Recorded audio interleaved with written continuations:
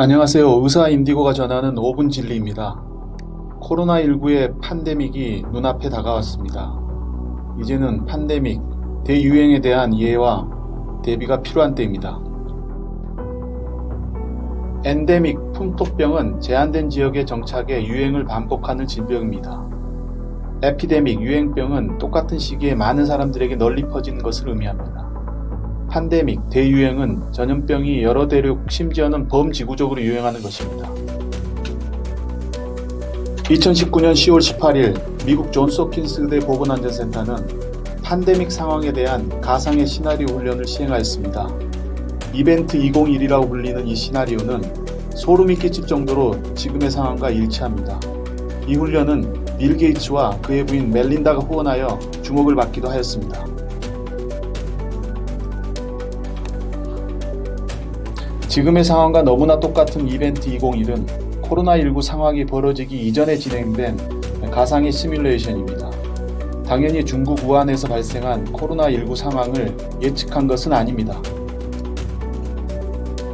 이벤트 201을 우리가 주목해야 할 이유는 WHO를 포함하여 가장 저명한 전문가들이 과학적인 모델로 시뮬레이션을 진행하였기 때문입니다.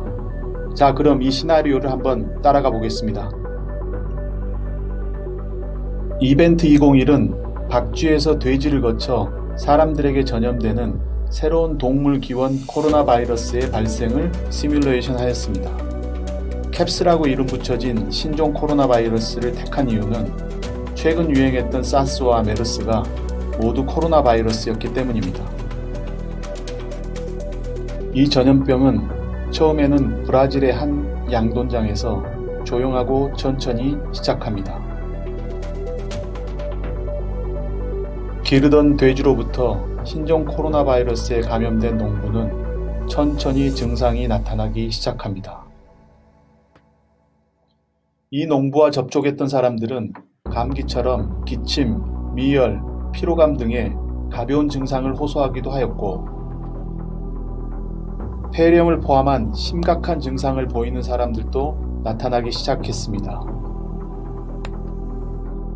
처음에는 조용한 시골의 한 농장에서 감염이 시작됐지만 사람 간의 전파가 이루어진 이후에는 병원과 같은 의료시설에서 더 빨리 퍼지기 시작합니다.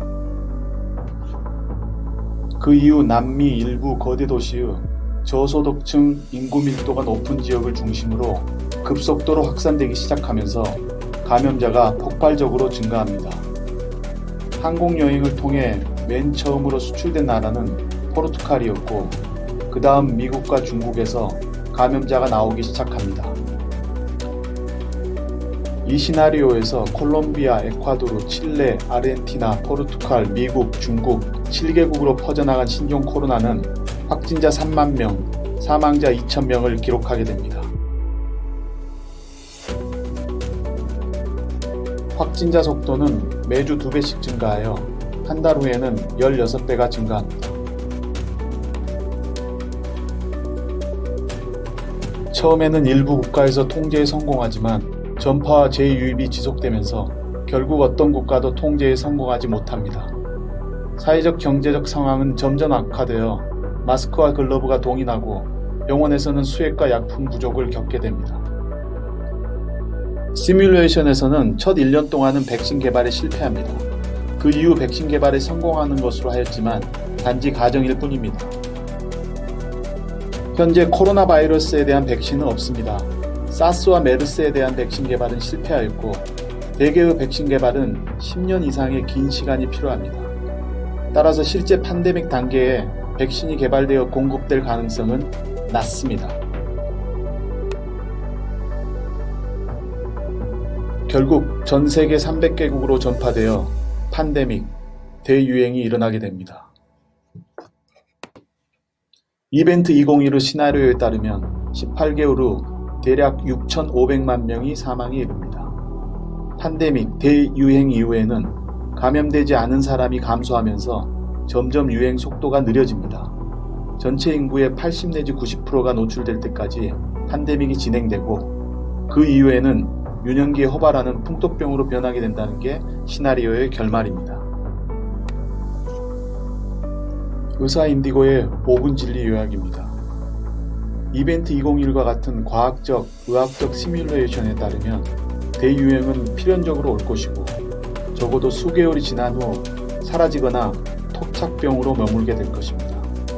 개인, 기업, 정부, 국가 간의 협력만이 우리의 피해를 최소화하는 길이라 생각합니다. 지금까지 의사 인디고였습니다. 감사합니다.